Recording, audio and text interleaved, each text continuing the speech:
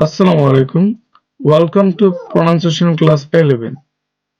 আজকে আমরা শিখব এ যখন ওয়ার্ডের প্রথমে বসে তখন এ এর উচ্চারণ অ, অ বা এই হয়। যেমন এ সমান সমান অ, যেমন am, at, an, ad, attack, as, ability, Atlas.